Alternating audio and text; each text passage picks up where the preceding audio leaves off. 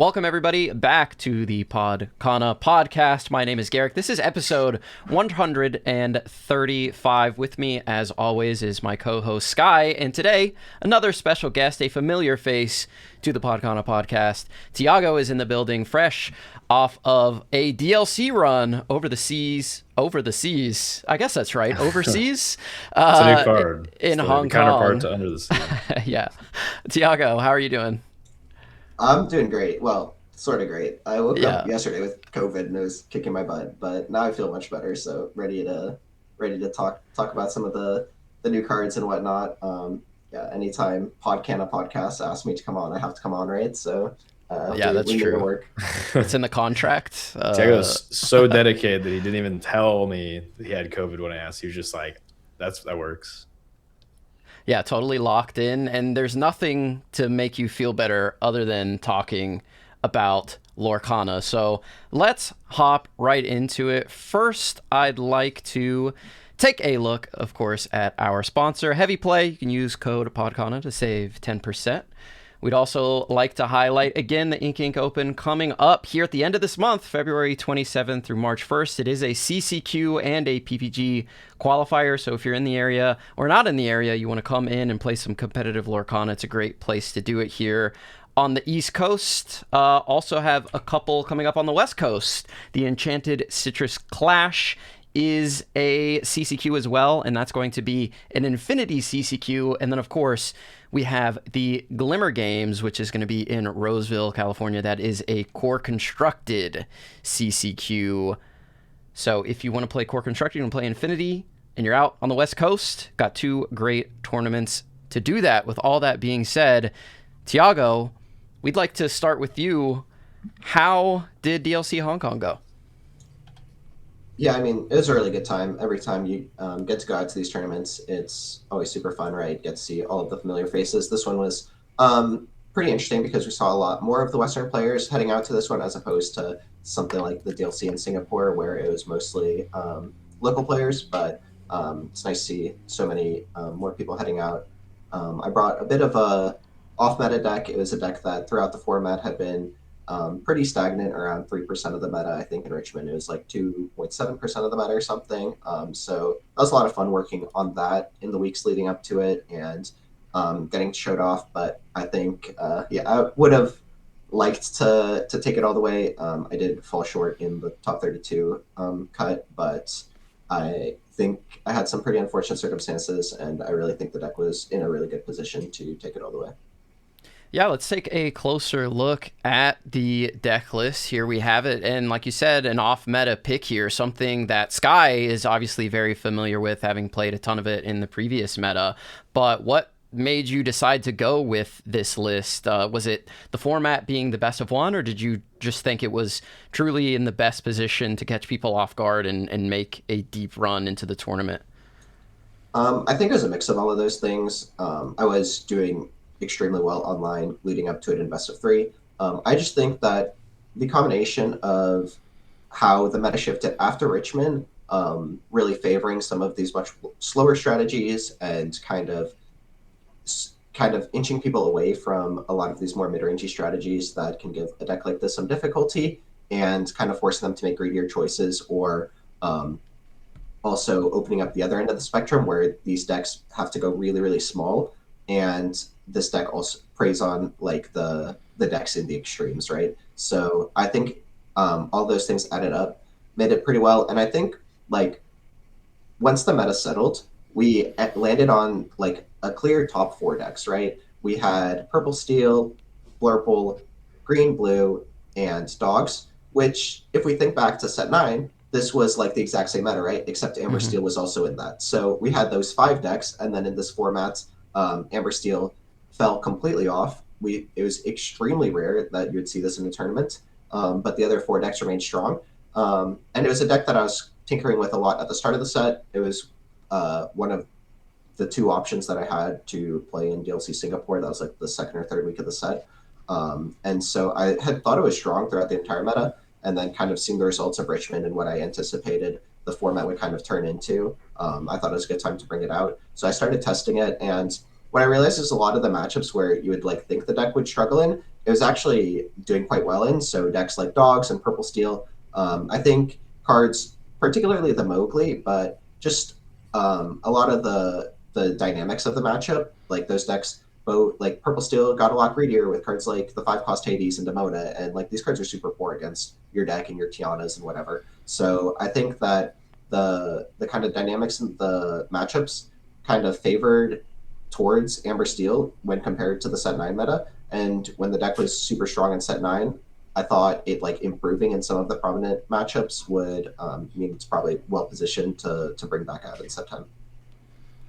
Yeah, I thought it was super interesting to pack this deck list, and what you say makes a lot of sense. And you have some interesting inclusions here from the Whispers in the well set. Of course, we have Mowgli, a great option to disrupt your opponent, as well as the Horseman Strikes. How were these two cards over the course of the tournament in your experience? Yeah, I mean, Mowgli is just sensational. I think he's like, the reason why you play this deck is because I thought Tiana is like really, really broken. And then when you pair her with both Mowgli and Strength of Raging Fire, she's really set up to protect herself very well and then completely snowballed the game. So the Mowgli being able to take out the answer in most of these decks, like Purple Steel has one answer, and if you take it out, they have no other way to deal with her. Blurbull just has Into the Unknown. If you take it out, they have no way to deal with it. Dogs has Just Under the Sea. If you take it out, they really can't deal with your board super well. And so the addition of Mowgli makes such a huge difference, and it was it really swings a lot of the matchups that could have given you trouble before, and a lot of the like different lines that the opposing deck would kind of need to play out to be able to deal with your Tiana and thus deal with your board. The Horseman Strike's just like an okay card. It's like one of the like lower end cards in the deck. I think it's just like another tool to help you against these slower purple decks when you're going second. Like a deck like Blurbull, while you would look at Amber Steel and you'd be like, of course this deck dominates Blurbull. Basically, no deck in the game dominates Blurbull when Blurbull's going first. Like that's why Blurbull's just been so strong throughout the last 6 months or whatever. It's just that Blurbull's game plan when they go first is so oppressive that it can really beat anything in the game. So when you have a card like Horseman Strikes, it can really ease the matchup a bit, particularly if you're curving like a turn 2 Tiana into turn 3 Horseman Strike or turn 3 Tiana into turn 4 Horseman Strike. Like these kind of having it follow up a Tiana can really, really end a matchup very quickly. Yeah, that makes a lot of sense. And I mean, speaking of Blurbull, that was the list that ended up taking the entire thing down. Was this surprising to you, or were you expecting Blurbull to show up and be really strong in this particular event? Yeah, I think I was definitely not surprised by it. I think Blurbull has just been a powerhouse this entire format. I think it took people kind of a while to land on the kind of Blurbull lists that they wanted because there's a lot of different things to try. But I think the ability to ramp into Demona is just like so powerful. And it's like one of the unfair things that the deck gets to do when these purple decks are like typically trying to be very fair. Getting an accelerated Demona and swinging the board very quickly is really, really powerful. And then the deck is just like has a strong linear game plan that translates well into best of one. You can do the same thing every game, and then regardless of what your opponent's doing, and it's strong, right? Like playing Basil into ramp into Genie Elsa is strong no matter what you're playing against. So yeah, definitely not surprised seeing it do well. Yeah, and it's interesting to see it get the win, but like you mentioned in the Swish portions, it just having such a strong, consistent game plan has to be a huge advantage, and that's sort of what you want when you're playing in the best of one, and Sapphire is one of the best ways to go, and Amethyst also, right? Two of the most powerful colors that we have in the game right now. I want to bring in Sky here to talk about this list a little bit. You played against a lot of Blurbull. We discussed it in the episode with Fungus throughout your DLC Richmond run. What do you think of this deck list compared to what you were seeing throughout your tournament run in Richmond? I think the biggest inclusion is probably Ink Runner. I think more people are on Ink Runner after Richmond than before. I think Ink Runner was like a solid card overall. A lot of people had it as a one of, since Richmond, and I think, it's definitely a solid card in a purple meta. Like being able to swing with anything into your evasives, like, and just pretty much instantly wins you the evasive war. Other than that, it's like very stock. Like Blurbull's going to do Blurbull things, right? Like, I mean, you're just ramping on 2 and playing a decently sized character, every turn of the game. And like Thiago said, going first, that's typically very good. There's, a few decks that have, inherent advantage against that. Blue-green's one that I think still is a little bit favored, even if you are on the draw against Blurbull. But there certainly is ways where they make it tough. You're not able to play towards your nuts, 1-drop Clara, then shift on turn 4. Because they're going to be 1 turn ahead of like Purple Steel because they ramped, and they can play also tap your Clarabelle, so you have to go stuff with like double 4-drop, and they can make it hard. So Blurbull is just like a powerhouse of a deck that like it's very hard to find weakness other than against hyper aggro, especially going second. So I think it looks solid. It doesn't really matter too much how far you stray from the core, and honestly, in my opinion, obviously there's small advantages you can gain in a deck like this, but at the end of the day, it's going to pretty much do the same thing. It's the biggest, most swingy plays it has is stuff like Elsa, which every list is going to have. So yeah, it's interesting the way that Blurbull has sort of had like its slow ascension and now has sort of ruled Disney Lorcana for the past few sets. Like I remember it was a complete meme deck for quite a while and then started gaining more momentum towards the end right before rotation, and then obviously had so many amazing tools reprinted from the previous set that it was sort of undeniable during Fabled. And now we're getting into the next set, which begs the question, is Blurbull still going to be that staple of the format, that powerhouse? We have a deck list here that Thiago has built from the newest set. So let's talk about Blurbull, and let's talk about what's coming up here in Winterspell. People are excited for it. I'm sure that people have been playtesting with proxies or whatever means that they have to playtest. And we've got, again, another staple reprint coming into this deck in the form of Let It Go. But what are our thoughts on Blurbull here in the new format? Is it going to be in the upper echelon, or is it going to take a step backward? I think, like, as the history of this game has shown, we tend to not have a ton of change at the start of the new sets. Like, I think a lot of people get really hyped about a lot of these exciting new tools, but at the end of the day, like, after set 6, set 7, and set 8, besides when Hiram got banned, that like very short stint in time, I think for the most part, like when set 7 came out, set 8 came out, we're kind of playing a very similar meta to the set 6 meta. And now after rotation happened, things kind of got shook up a bit from that. But as set 10 came out, the same decks that were on top of the meta in set 9 are still on top of the meta. And I think that the top decks in the set 10 meta are still going to, for the most part, resemble what the top in the set 11 meta are going to resemble what the top decks in the set 9 and 10 meta were. So I think Blurbull will still be strong throughout the format. Will it be by far the best deck, the juggernaut of the format? I think that it's possible. Early like online statistics are showing that Blurbull has been extremely dominant. That's not really been my anecdotal experience, but I think that you have such a strong game plan, and I think it's going to take like entire sets worth of power creep to push like the very best cards out of the game. So like ramping into Elsa, or like the strong cards in Purple Steel, like Strength of Raging Fire and Dock, or the strong like Clarabelle ship stuff that Blue Green does. I think we have enough information to kind of assume that things are going to be more similar than we would typically think, in my opinion.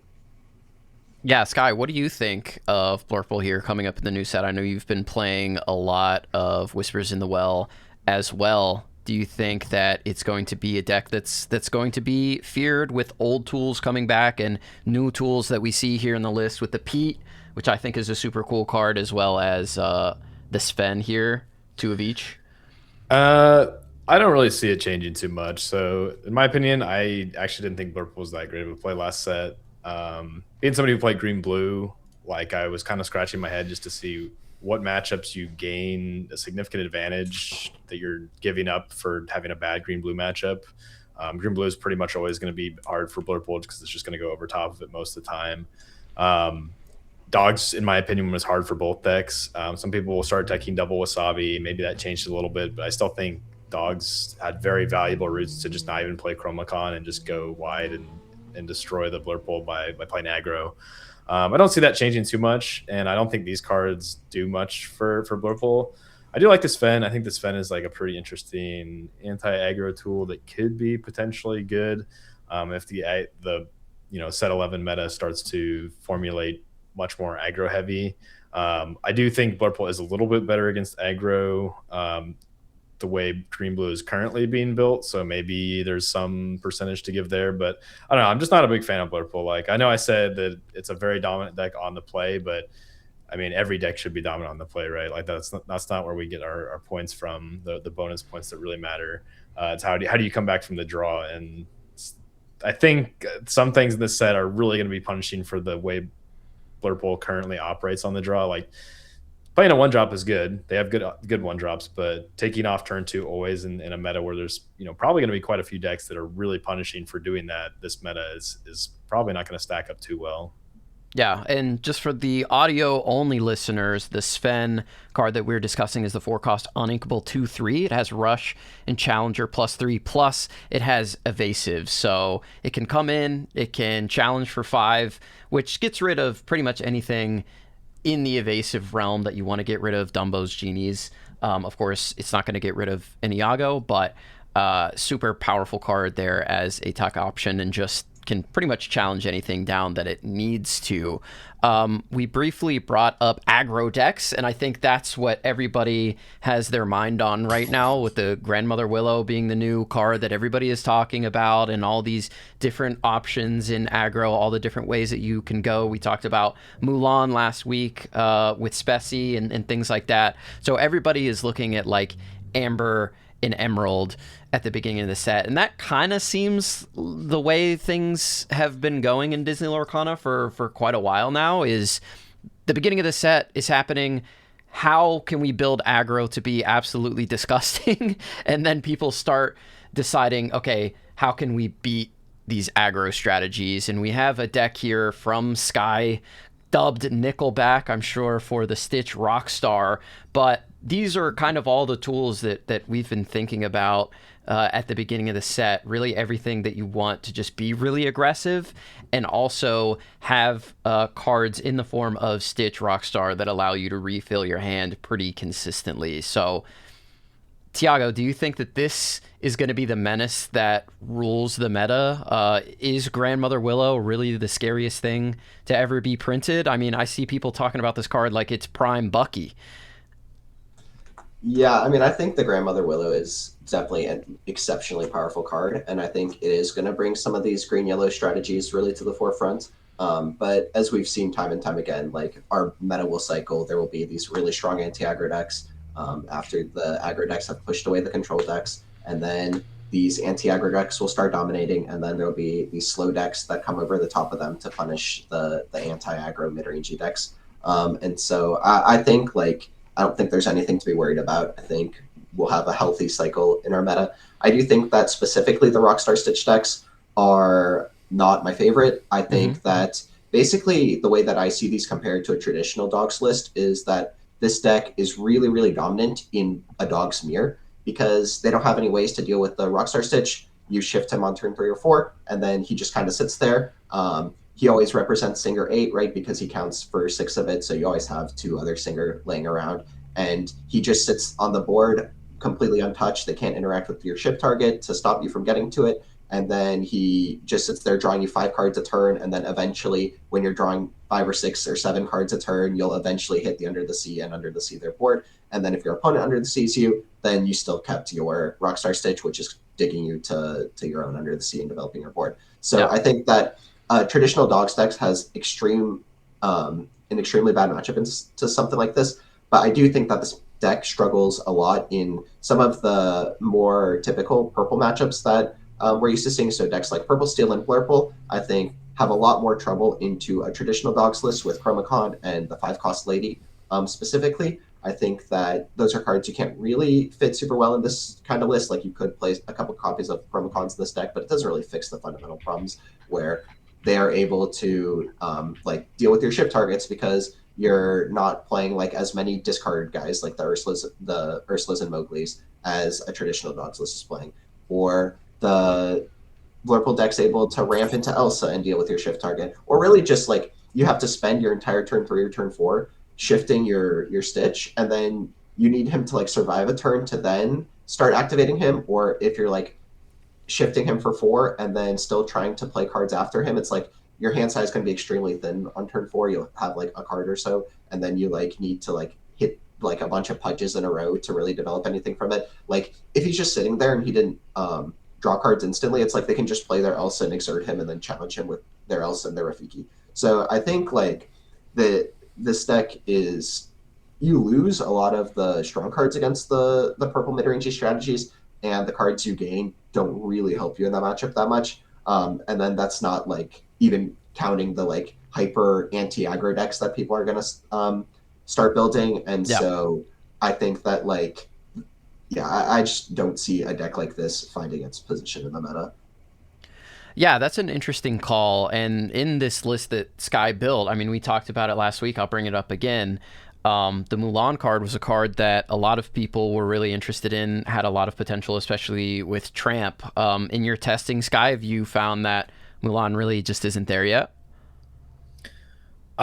So a couple things on that. One, I'm not a fan of the cards. I don't like the playstyle at all, so that might have some bias. But Okay. Honestly, I think this style of deck doesn't really like that type of card. Like if you pop off with like Stitch, you don't need to like find a Tramp. Like your board is insane. Like if the thing happens, it happens. It's just, can it happen? Can we make it happen?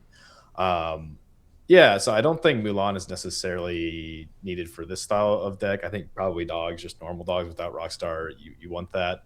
And I think the big question that everybody's asking, Thiago kind of touched on, was, is this like are these Rockstar style decks like viable? In the past was not, because like you said, you have to shift, and it's got to live for one turn 1, and then also you have to have adequate cards to pop off hard enough. In the past, there was stuff like board wipes. It's terrible against Stitch. Like there's no way to hold value really in front of B Prep or Sisu.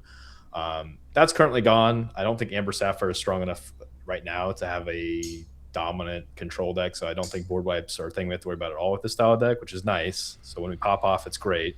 It's just, can we pop off? And I do think this set gave adequate tools for Rockstar to pop off the turn you play it. That's the most important thing, is, okay, if we're shifting our Stitch, can we, how much ink or how much resources do we have left to start the chain, right? The whole deck essentially triggers Stitch. There's very few, misses with the deck. It's just, can you, pop off the turn you shift Stitch? And I think stuff like having a Akud, being able to be sung by several of your characters, having an option to play something for free and keep going is fantastic. Pudge is another one that you can play for free in that same turn, which is fantastic. And then Grandmother Willow is another thing that can allow you to play another card for free and get those free triggers. So really, like, if you have a decent hand with the shift Stitch, I think you can like pop off pretty frequently with very little ink, or sometimes none. Like you play one Pudge and it triggers, and then you play something with Grandma Willow for free, it triggers, then you play one Pudge and it triggers, then maybe you sing an Akud and play a third thing and it triggers, and like that board alone is like scary enough. And it's nice that shifting Stitch can allow him to sing the Akud as well. I think that's one problem with this, is you only have the Angel, plus I played a couple Vanessa to sing the Akud, but shifting Stitch can actually do that, and he's a big enough body with the turn that you're going to sing it, where it's like they're at least going to be trading with it after you've gone wide. So there's also, the Tramp is a fantastic card. Like, imagine a board where you shift the Rockstar, or Rockstar is stuck one turn because you played it early with Akud or Grandma Willow. You pop off, go super wide. Your Tramp is either like 1 or 2 or 0 cost. You play that, you go for another Pudge. You got 0 ink because you're tapped out, and you play a Pudge trigger. Like, there's just the Tramp card is like a way to just like cap off a board after going off, and just make it so like if you don't have a board wipe, which most decks don't, you just won the game. So I think the deck has a chance to go like as a tier 1 deck, but it just depends on the counterplay that we see if this ever does take off. So. The further we get into Disney Lorcana, it seems like the more varied the ink color combinations can be, and Amber Emerald seems to be like the deck for that, the example of that, because we're talking about a traditional dogs build, we're talking about a Rockstar Stitch build, and then one that you seem to be pretty excited about, Sky, is I'm going to say the word, cover your ears, discard. Is discard a real thing? And why are you bringing this into the world? I want it to be. No, I think this deck, like, okay, so the way my deck building has gone so far this set is we have cards like Grandma Willow and we have cards like Akud. All right, how can I break that? Like, what Amber plus pairing can break this the most? One of the fun ones I thought of was, okay, we can play turn 2 Willow and then a turn 3 Naveen plus Trust in Me. Hey, discard 2. It's also a 6-cost song. He's Singer 6. If you have a second one, you can, go crazy, discard their whole hand. We also play plenty of other discard cards like Sudden Chill or Mowgli as well. Can always swipe a card. So I think this deck is actually close. I played this quite a bit, and it felt like pretty good. Like the games where you won, it was like, yeah, I mean, the deck did its thing. The only problem is it's just a little bit fragile, and I think that fragileness probably makes up the small like bonus that this deck gives as far as winning. Like when a deck like this wins, it's like very cool, but it's also like, man, that was like much harder than most decks just curving out and doing like a standard I'm on the play, I'm snowballing type thing. So that unfortunately is probably going to hold it back a little bit. It is like fairly consistent for what you want to do. You have other routes like Grandmother Willow into Mickey Amber Champion, which is fantastic. You can sing a turn 4 Under the Sea like pretty frequently, which is really nice versus the aggro decks. I actually think this deck can be like a pretty big problem for like the aggro decks. You could even sing a turn 3 Under the Sea if you go turn 1 Angel, turn 2 Akud, Mickey Champion, then just play any Amber character the next turn, sing Under the Sea. Obviously, most of the aggro decks play Ursula, so they can just rip that from you, but I still think it's pretty valuable to threaten that against them early. So I don't know. The other things about this deck is like it's also super reliant on Ariel for your card draw. Like I wish you could run like 6-7 copies of this Ariel card. I think this card is like so broken this set, and like has finally gotten some tools to unlock it with Akud and Angel and stuff. But yeah, like being able to play Sudden Chill, your opponent discards 1 and you draw a card to keep your hand going is like super important. If we look back at like the old Amber Steel discard glory days with Prince John, that drawing a card to match, even if it's just once a turn, is like super important to have a game. Like obviously we know that discarding your opponent's hand is great, but if you don't have a hand to do anything afterwards, it's not good enough. So like Ariel is a kind of a way where you can keep going 1 for 1 and like getting advantage while paring down their hand. And another thing is the song just plays infinite songs. Like you're never going to miss on Ariel. If you have an Ariel and it sticks, you're just going to be drawing 1 per turn until they deal with it. Actually, surprisingly, Ariel is like a little bit of a hard card to deal with some decks. Like having 3 attack is super important. Like if Blurbull has, or if a purple deck has to play Elsa and run stuff into it, Elsa doesn't take her out herself unless they have a Basil.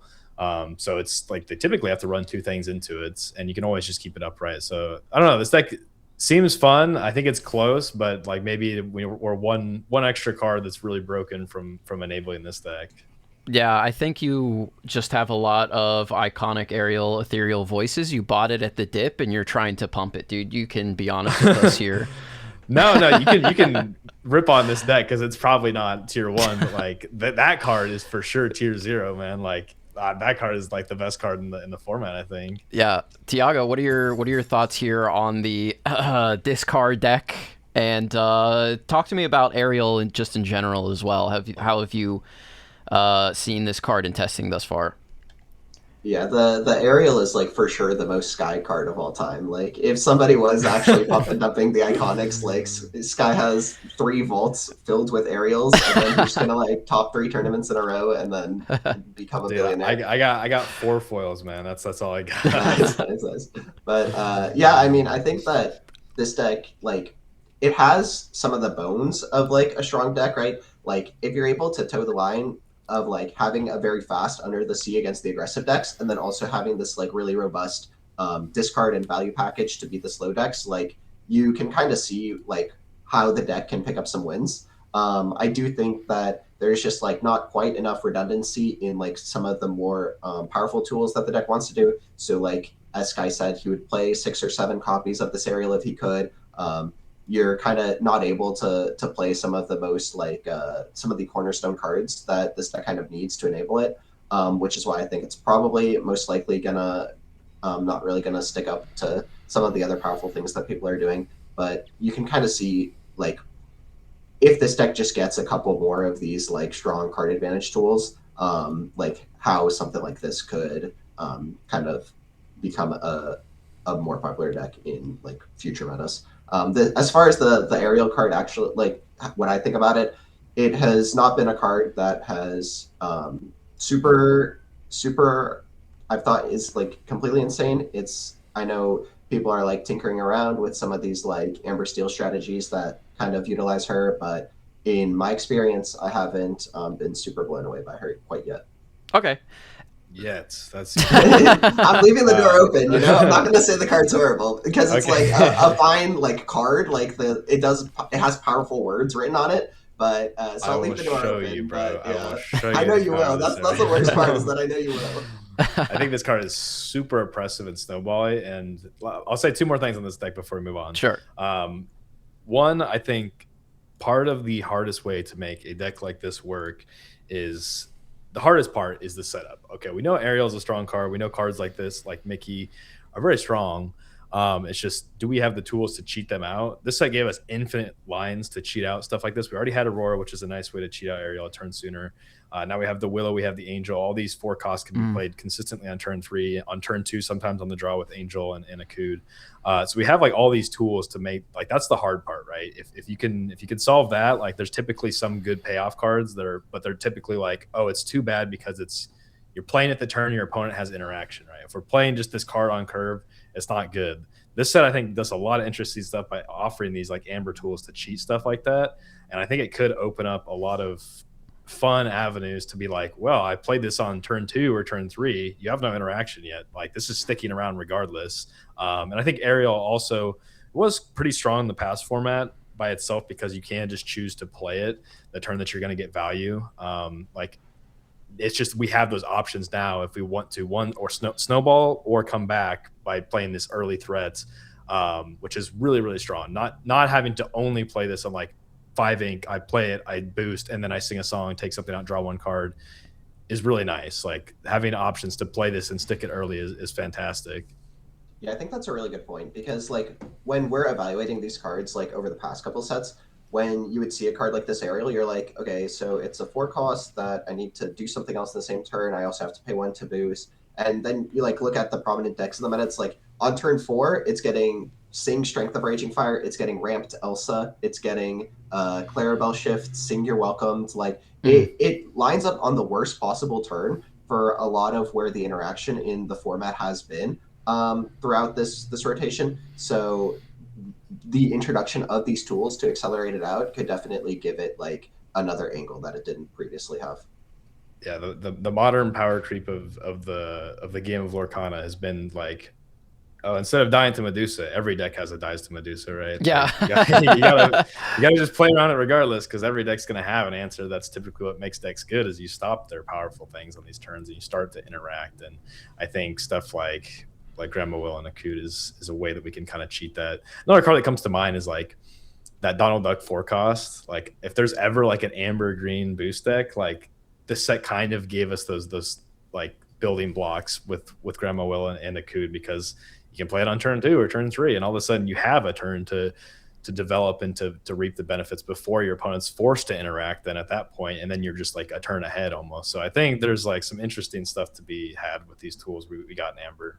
Yeah, and just for reference for everybody, Sky's talking about the Donald Duck Fred Honeywell card, correct? The legendary?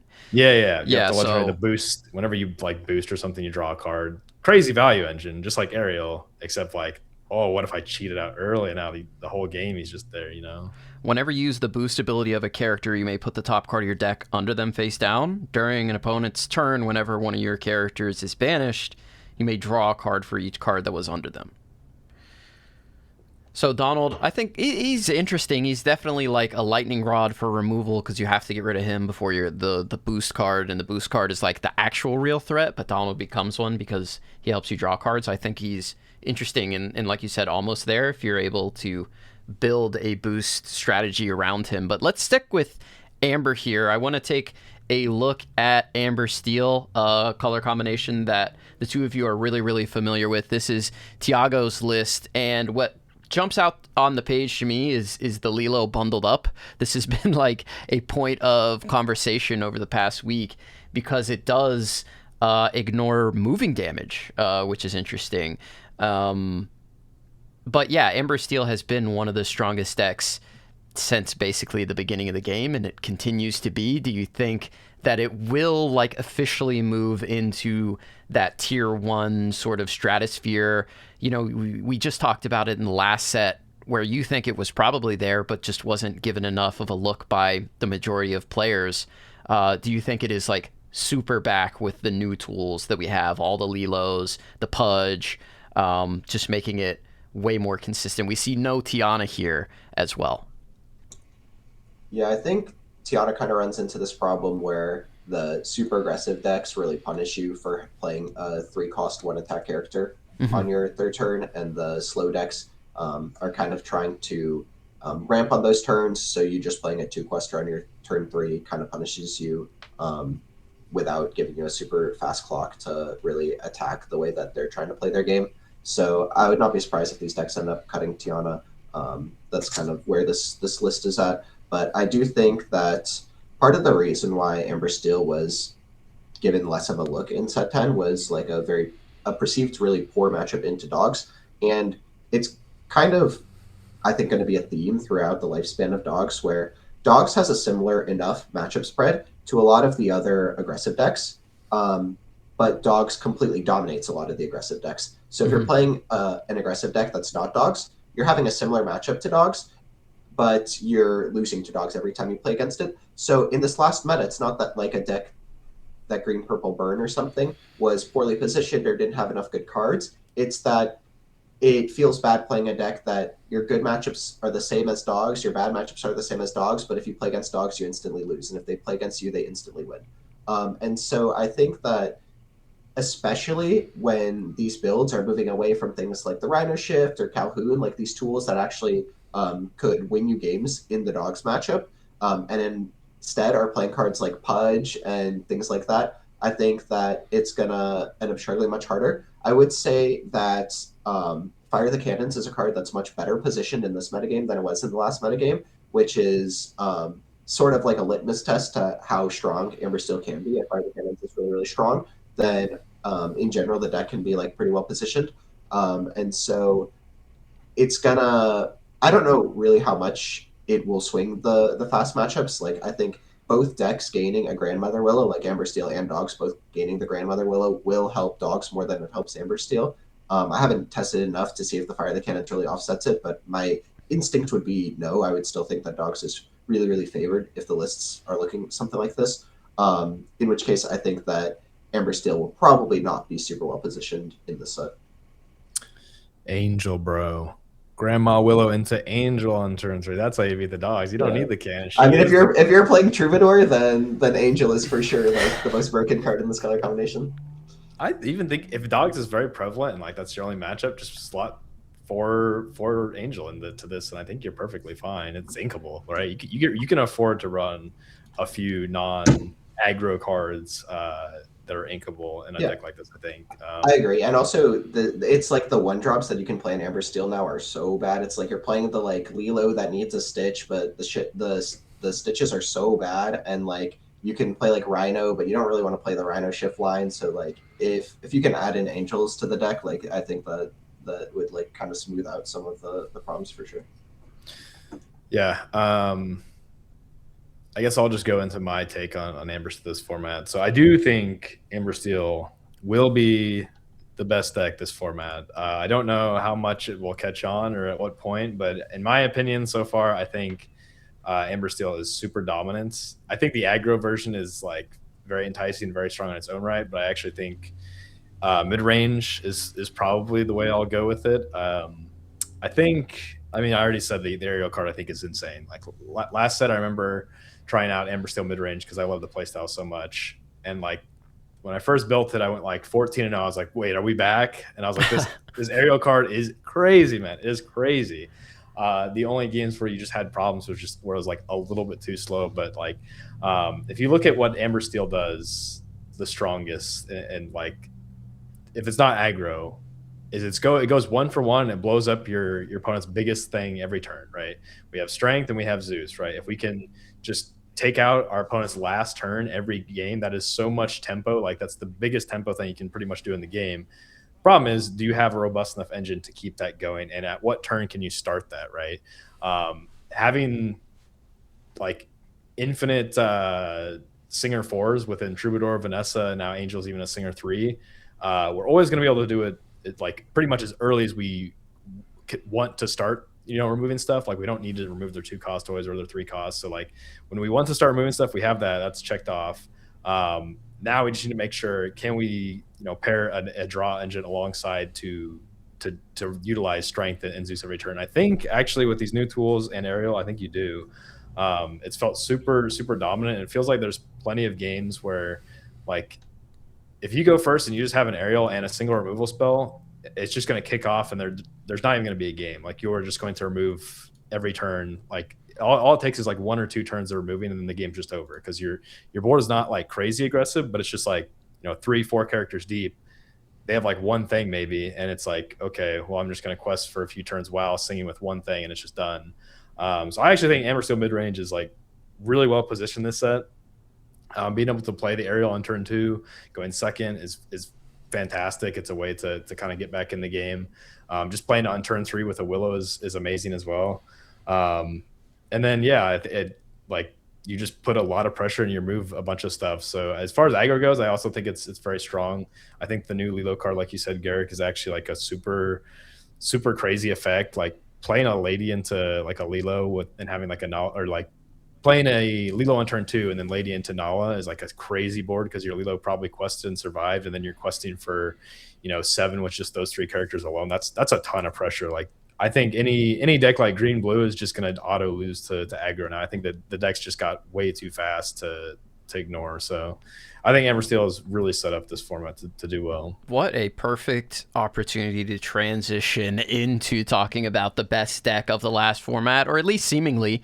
We saw it make it to the finals, both players playing Emerald Sapphire in the finals of Richmond, and here we have Sky's updated list. It looks like pretty much the same deck, but we've dropped some of the improvises to make room for the new legendary Moana. Talk us through why you think Moana is the game changer in this deck. And then we also have one that Thiago has built as well, which is a little bit different, that we'll take a look at here in a second. But is this, you just said this deck auto loses to like the hyper aggro now, so are all the Emerald Sapphire players I'm not too high on I'm not too high on the deck this set. I do think aggro, at least at the start, is going to kind of dominate, or even, I think, like I said, the Amber Steel midrange deck actually probably does well against this, or at least it has the tools to play one Pete after doing its thing, and then it's just enough floor to get there. So I think this deck is going to struggle this format. I'm not particularly excited to start off playing it. The only inclusion, in my opinion, that deserves to go in is Moana, which I think is a pretty strong card. Like, I think playing Cindy into Moana offers a unique avenue that a lot of players aren't necessarily giving it credit for in this deck. Obviously, everybody knows Clarabelle Shift is fantastic, and most games, if you're offered a 1-cost plus a 7 after a Cinderella, you're going to just do it. But Moana offers a way to re-trigger Cindy, give you more ink, and conserve a few cards. Traditionally, in spots like this, I'd have to play another 4-drop, or sometimes at worst a John Silver, which is really not great in what you want to be doing. Having this extra avenue offers a little bit of consistency. I think some people that were playing the detective version of the deck liked this more consistent like backup plan, and that was like their favorite part of the deck, was like, okay, well, if we don't have crazy Clara Shift stuff, we could just play kind of value characters that kind of refill our hand.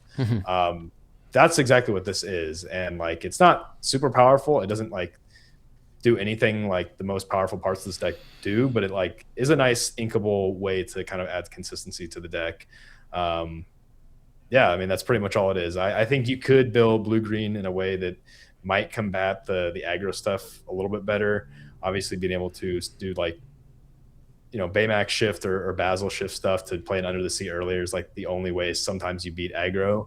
But I think if the deck comes to a point where that's how we have to build it, it just shouldn't be played. Like, it's probably just not the deck to be played in the format. So this is just what I'm going off of right now. I don't think it's probably worth to build it around that stuff. So Thiago, here's your list that you showed us. You are not on Moana, but instead on the Under the Sea with the threat of all these aggro decks that we've been talking about for the past 45 minutes.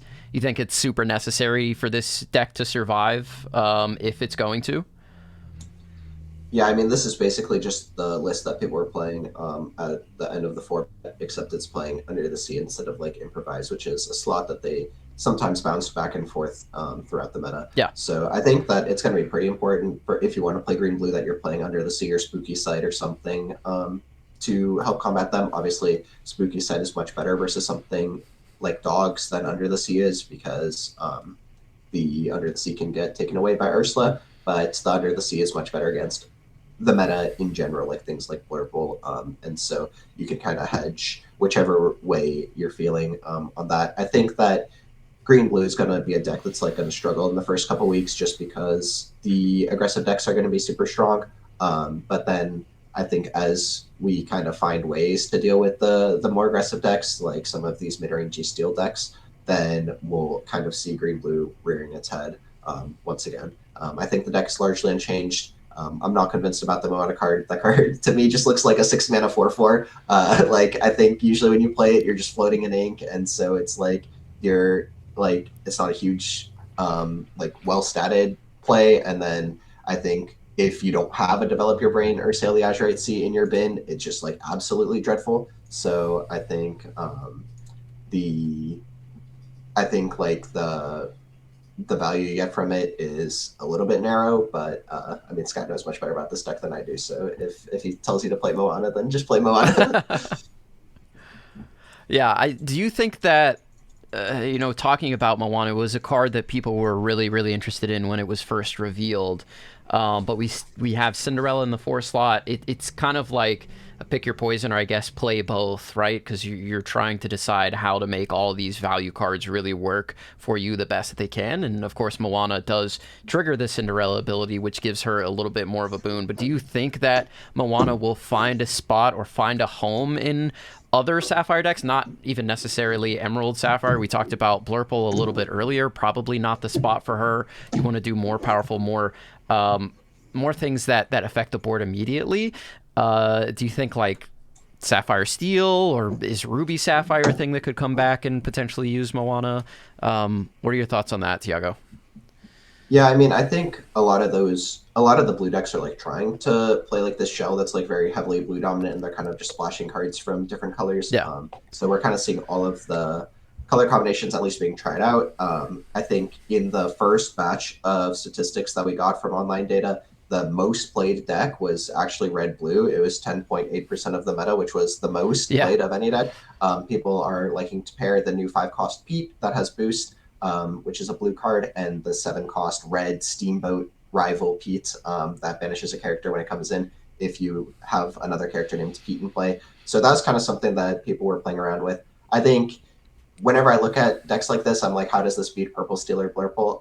And I think that that's kind of going to be a theme for a lot of the slower blue strategies. I think that the card draw that these decks are able to have after they have these really efficient curves is generally going to be too much for these strategies that don't have the best card draw tools themselves to keep up with. But I think the Moana is like best in blue-green just because blue-green has like the biggest catch-up mechanic. I guess like blue-yellow now to some degree, but it's very different wiping the board and keeping a 6/6 evasive that quests for 3 and wiping the board and passing back to your opponent for them to reload the board.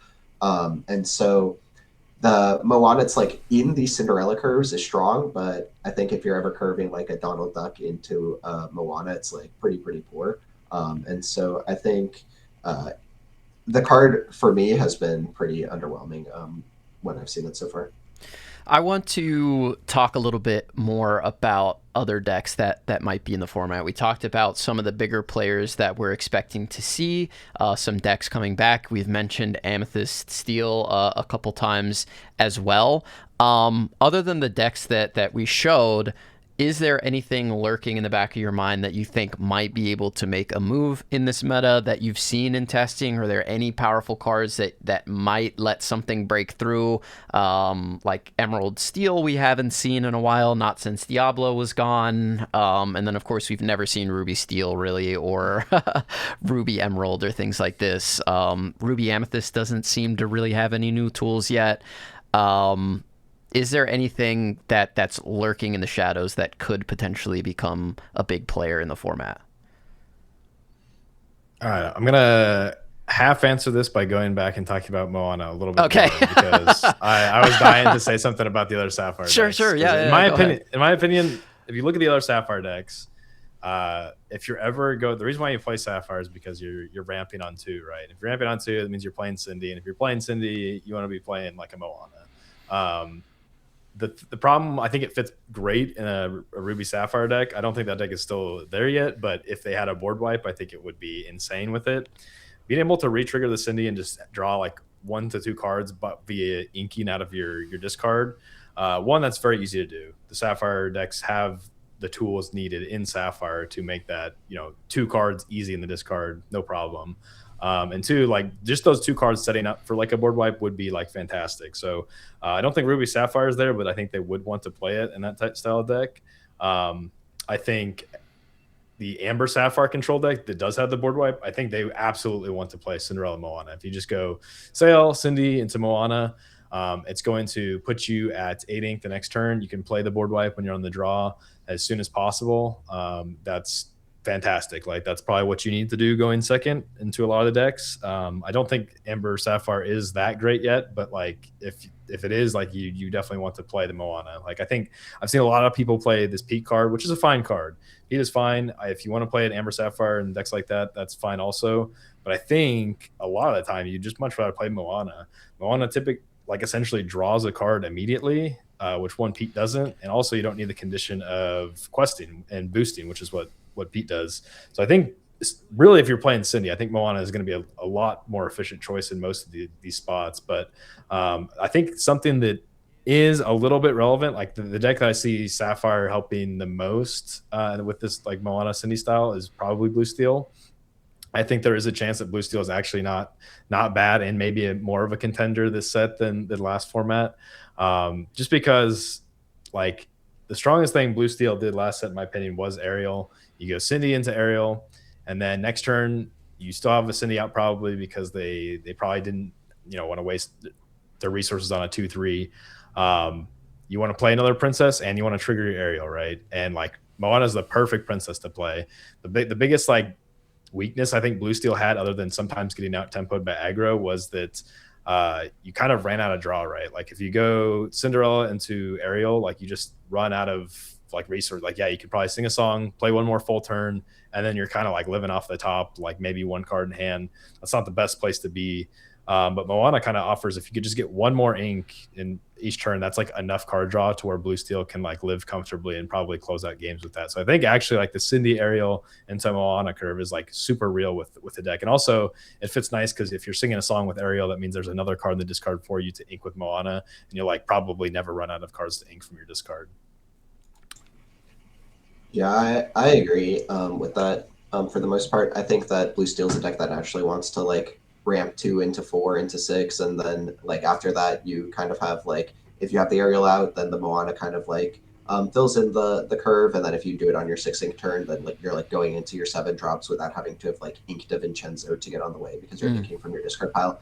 I think it'll most likely be played in the blue-yellow decks. I just don't think that the blue-yellow decks are going to be good. Like every time I think about my opponent like passing on turn 1 into ramping on turn 2 into playing a 2/3 on turn 3 into playing a 4/4 on turn 5 before doing anything, it's like, how does this ever beat a purple curve deck? Like right. they're just like, yeah, I don't know. So I think that those decks are just in general not going to be super powerful with the tools that they have access to yet. But yeah. So you don't think Amber Sapphire beats like Blurbull or Purple Steel?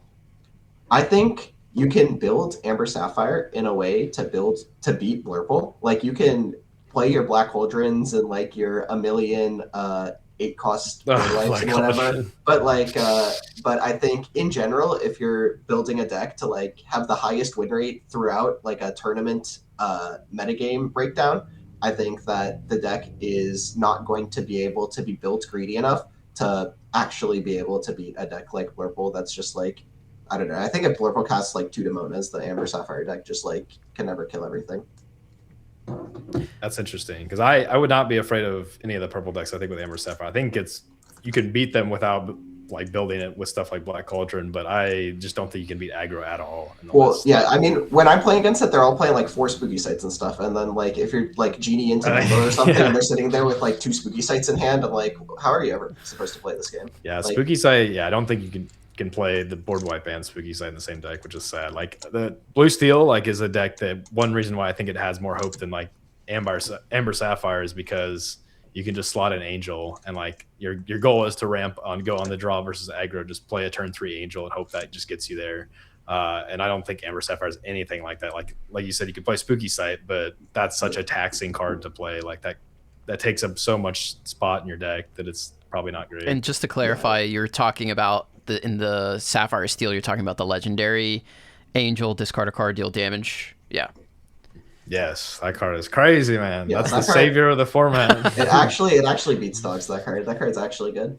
Yeah, it's a card that solos aggro decks, man. It's crazy what this card can do. It's super strong. I think at least the way blue yellow has been built now, I think they're pulling in too many directions, and then they're getting like beat up by the decks that are just playing like these hyper efficient curves into a bunch of card draw into more threats. And so I think that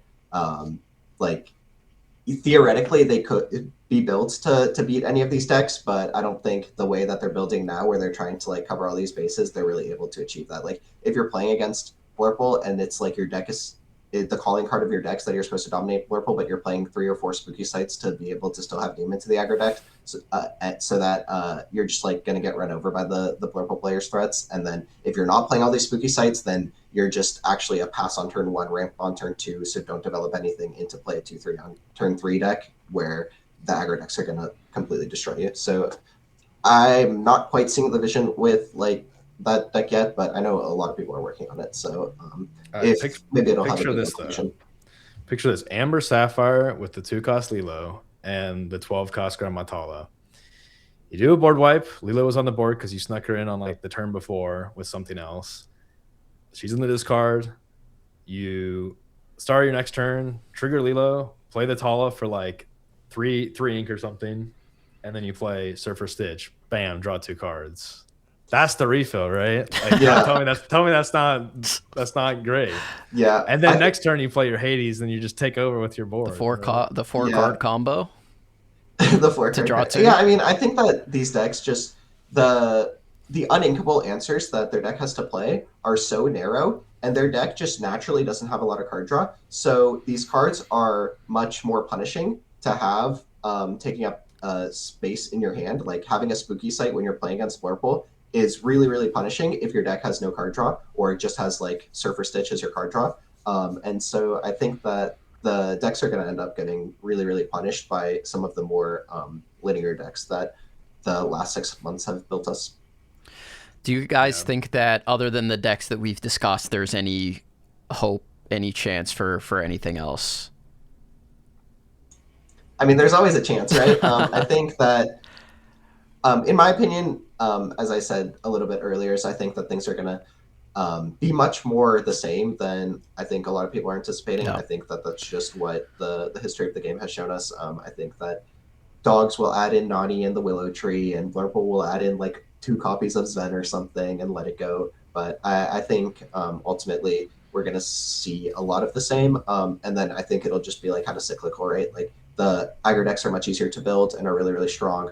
And then after we see people try to answer them with these steel mid-rangey decks with cards like Angel, as we talked about, then these decks are going to fall prey to some of the slower strategies. So I think a lot of the same strategies are going to be strong.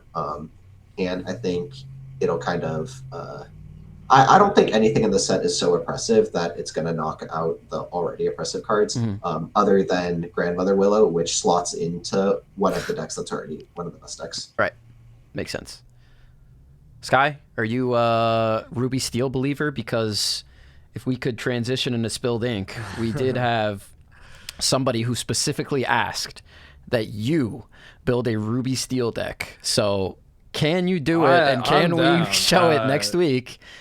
Yeah, I mean, Provide I think the the only copium. other deck that maybe has some plagues at the start is red purple. If aggro really takes off, Right. I think red purple right now is kind of built to beat dogs and a lot of the Ember Steel stuff. But I don't know. Ember Steel is even faster than before, so maybe red purple is just too slow. Yeah, I think it might at least be on over. the draw. One last thing I'll say is that honestly, thinking through some of these things with the Amber Sapphire, low key, I think there might be enough of a draw engine. Like, I think you got to get weird with it. I think Lilo is a critical key, and I think Be Our Guest, Lilo or what's his fit, Mowgli could sing it before you wipe. That's an extra card. Like, honestly, like rebuilding with a Lilo, one Tala, and a Surfer Stitch, like after your board wipe, if you can set up for that, like that kind of sounds good. Because then you got some cards. Next turn, you play your single target removal.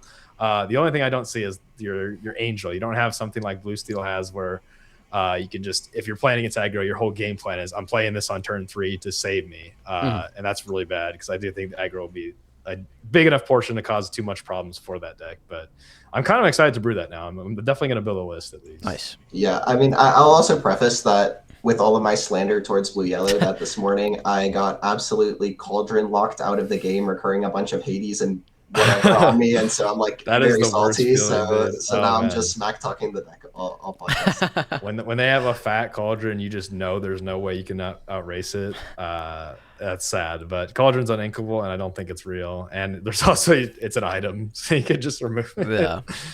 Yeah, I don't think the item destruction is that good right now, but people are certainly playing it. You know, like people always play more item destruction than like should be played in the meta, and so yeah, if your deck's cauldroning, then yeah, you're in Dude, trouble. quit the dogs propaganda, bro. I don't want to hear it. Yeah, no, I'm bringing dogs next tournament. Don't bring your item destruction, guys. Bring your benches immediately. All right.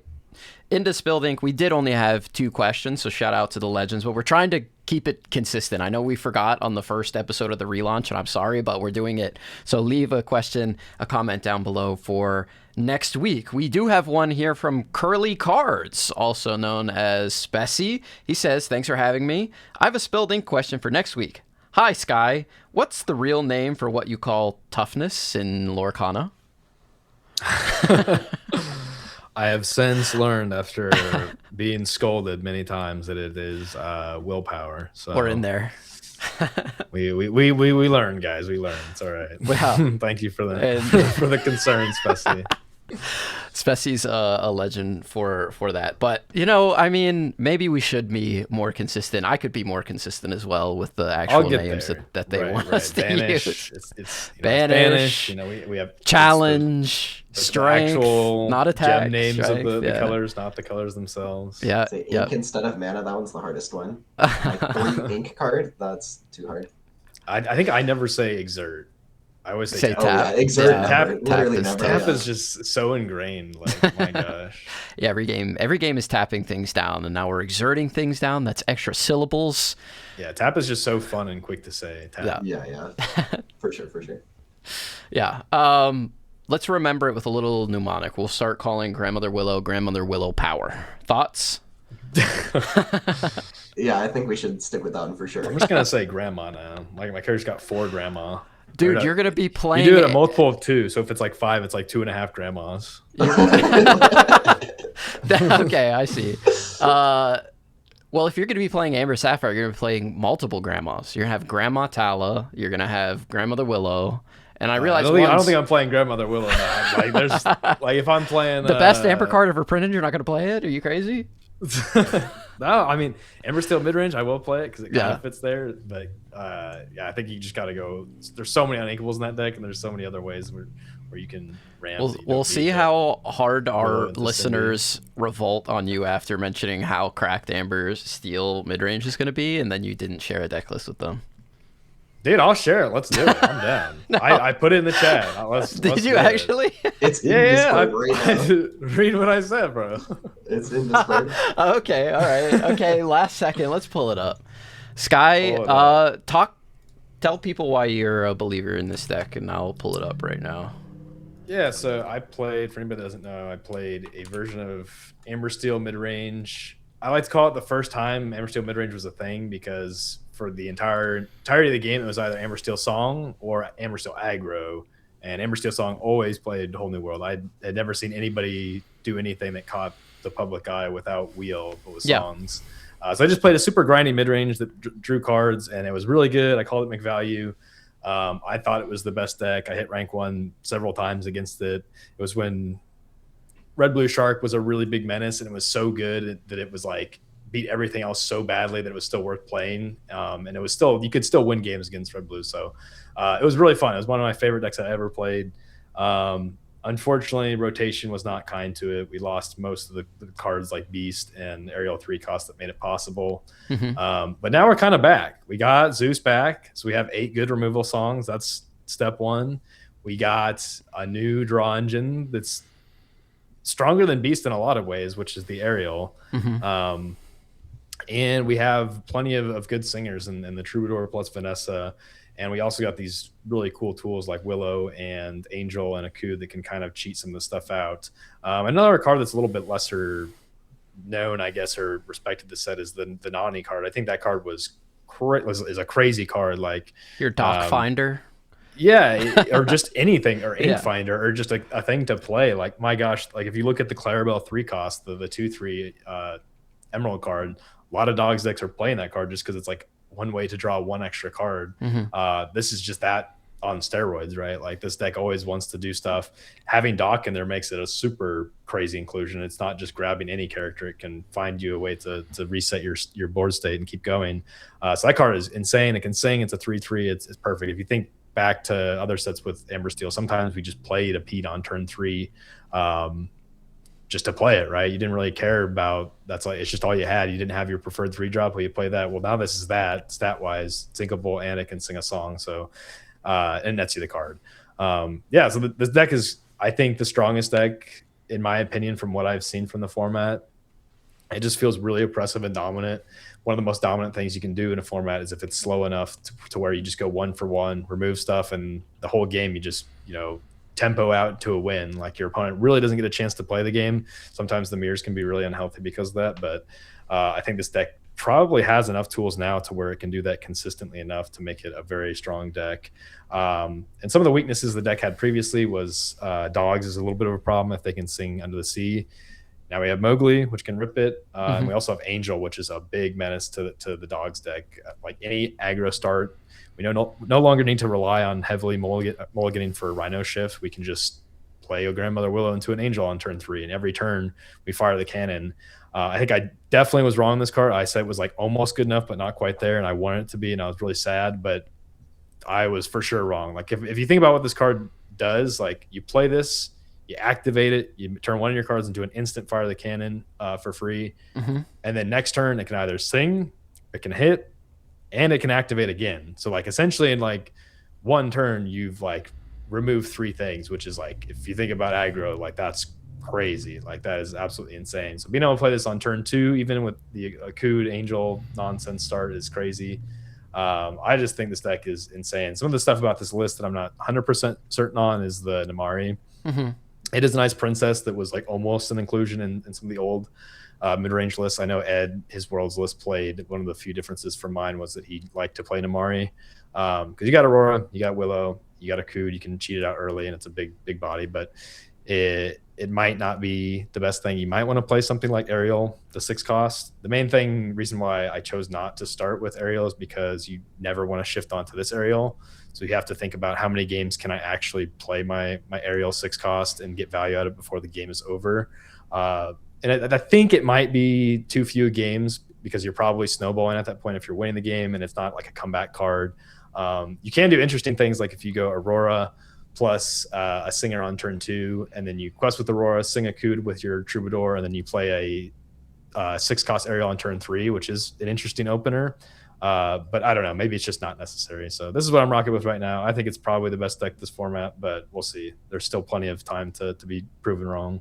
Yeah, I think. All right, so with your deck list, I don't know the original idea for McValue, but I think there's a lot of potential here for Angel. We got 3 different Angel cards in the deck. We could go, Angels in the outfield. We could do a Charlie Angels punts. We could go like Willow's Angels or something. Let's workshop the name. Thiago, what are your thoughts on this list? Do you think Sky is cooking here a little bit? Yeah, I mean, it's definitely different from the decks that I've been playing against so far in testing. I think what he said about Nani is super true. I think this card is like sleeper, just like gonna be maybe like one of the most played cards of this set, like throughout this entire set's legality. I think like we played so many utility 3-cost 3/3s before with this style line.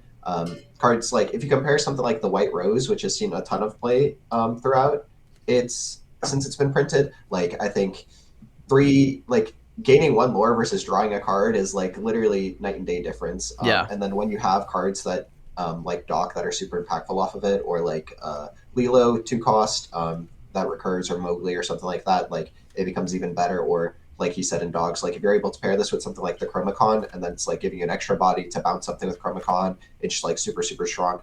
I would be a bit curious because a deck like McValley in the past is like really, really strong against the aggressive decks people were playing, because you would just set up these singers early and then you turn down everything they played. Cards like the 3-cost Ariel were like super, super strong after you've already established singers. Something I'd be worried about now is that the premier aggressive deck plays 7 or 8 copies of your opponent discards a song. So I think that I can like imagine games where a Dogs player just has like a Mowgli and an Ursula, and then they're kind of able to take away some of your early interaction, particularly since a lot of our songs are uninkable, so you don't really have the flexibility of trying to play around it. And then when they cap it off with something like a 5-cost Lady, they can create these boards with like really, really high willpower that are really difficult for our low attack characters to deal with if they're not paired with songs. However, a card like the Angel like completely solves the 4-cost Angel, since we have multiple Angels. The card like the 4-cost Angel completely solves that problem, because that card just by itself can dominate the matchup. I would also I can kind of see this deck being really strong at the start of the format when a lot of people are playing some of these aggressive strategies. I think when these like blue-greens and whatever peep their heads back in, I think this deck might struggle to put enough pressure to really challenge them before they're able to establish their Prince Philip combo. And I don't know how strong we're able to refill the board, because we have a lot of these like 4-cost 1-questers or 3-cost 1-questers or 2-cost 1-questers. So our refill is going to be really, really slow, and is going to fall into their like Basils and John Silvers and whatever. So those would be a few things I'm concerned about. But yeah, I've not tested this deck yet. So those are just like some initial things that kind of point my antenna up to be like that I'd be kind of curious to play out and see if those are big holes for the deck, or if it actually is not a problem and the deck is just like mega resilient. Yeah, to give a quick response to both those. So one, you kind of answered, Angel is like a menace to all those decks. I think you could very easily mulligan in a way that you'd keep no songs, and even if they rip one, you're probably still fine, because I do think you'll eventually get to a spot where after their turn 2 and turn 3, when they play these rip spells, they can't really keep playing them every turn. So you're eventually going to draw 1. And honestly, if they went that route, they're slow enough to where 1 is probably enough to actually just win the matchup after that. And I think you could easily play 4 Angel. It might just be right, depending on the meta. If that's the play, like this card is so crazy into that I think it's, yeah, you just play 4 and just go for that. The green blue thing is very valid. I think that is probably the scariest thing that comes to mind with this style of deck. I just think that the format's going to be a little bit harsher on green blue. It's probably not going to be quite as good of as like a good play. The main thing is like Prince Philip, the word one. Like if they set up these early wipes where, you know, you're not wide enough to where you can play something like Pete. You know, if green blue is heavily played, you're just gonna end up playing a Pete, and they're still gonna wipe, and you're not gonna be able to get the 20. You can't interact with the warded Philip, obviously, which is doesn't feel great. But every other curve, I think, against green blue, I think you're fine. Like I think being able to remove the Clara and the Clara shift option right away is great. I think you put on a decent amount of pressure, and you have things like Mowgli to kind of disrupt some of their hands. Yeah, I think it's just like the Prince shift lines. Like I don't like, if you look at Purple Steel last format, when it started, people started to run Pete a little bit. I think maybe like 25-30% of the people that show up to Richmond had Pete in their deck. And I was most scared about those versions of Purple Steel for sure. And if you look at the curves that Purple Steel did, it's just like a 1 Question 1, a 2 Question 2 most games, like maybe a double spell on 3 for like 4 or 5 lore. They're really slow, like just about as slow as this curve would be if you're trying to be like aggressive against green blue. And it's still, Pete still made it like pretty tough. Like if you Pete for 1 turn, especially if you're going first, it typically gave you enough oomph to get to there. The one caveat being Purple Steel had a little bit of burn in Cobra. This deck doesn't really have that. So Pete might not be enough in that matchup. So if green blue is still like this, big tyrant to the format, maybe this deck doesn't get there, but I would be shocked to see like a bunch of green blue, at least at the start of this format. Yeah, I think even if green blue is good, like I think it's just going to be like such a small percentage of the meta, just because like it feels horrible literally passing for the first 4 turns and then dying and then like feeling like you did nothing the entire game. So like I would imagine that the deck is very, very low meta share. There you have it. McValue. Sky came through for all the listeners of Podcana. He was going to save this until Ink and win his second CCQ with Amber Steel, but decided he was going to graciously give the sauce to all of you. So there you have it. McValue. And then I bring green blue. Yeah, that's what he's setting up to green blue. Yeah. He's trying to trick everybody. Yes. That's a good podcaster. Yes. Yeah. It's interesting Meta because manipulation. There's been 3 Ink events thus far, and Amber Steel has won all 3. So if we could go 4 in a row, that would be absolutely insane, and this might be the deck to do it. So bring Amber Steel if you want to win is the secret of that tournament. Again, at the end of this month, February 27th, and there are still tickets available. Thiago, I want to thank you so much for hopping on while you're sick. This is your flu podcast, if we can reference Michael Jordan flu game, yep, exactly. Yeah, really appreciate the insight, and of course, you always have an open invite for Podcana anytime you want to come on. We'd love to have you. Where can the people find you? What have you got going on? What's coming up? What's next for Thiago? Well, I have like a week off, and then I'm off to the races again, so I'll be in Australia the week after the set releases. I'll have a week off, and then I'll be in Ghent, and then fly straight to Taiwan. So 4 DLCs in 3 weeks. So if you guys are at any of those, feel free to say hi. Yeah, not doing a ton in the social media world, so you can follow me on Twitter at TiagoXS23. But that's about it.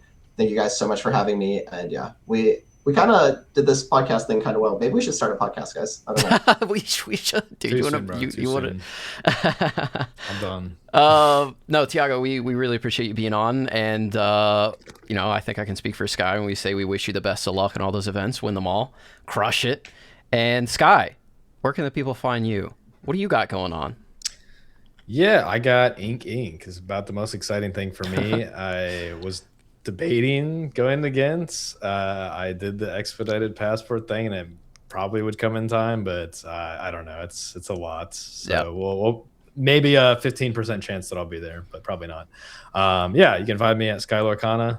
I'll probably be starting to tweet a lot more about the format and stuff I find exciting. I think this is a brewer's paradise set for Lorcana. There's no other set in recent memory that I've been like, oh man, we can do this cool thing, this and that. Like it's a good sign when like I'm brewing like multiple reanimator decks, like with Grandma Willow plus Amber Mickey Champion. Like that's surely this set has something fun to actually stick, right? If that's the case. And also Rockstar is another one that's like never been good, but like I'm brewing stuff and it seems pretty good. So yeah, thanks Thiago for coming on. Thanks for coming back. We wish you all the best. I do want to respond. Was that a real question about the Ruby Steel? Yes, it was. It was. Okay.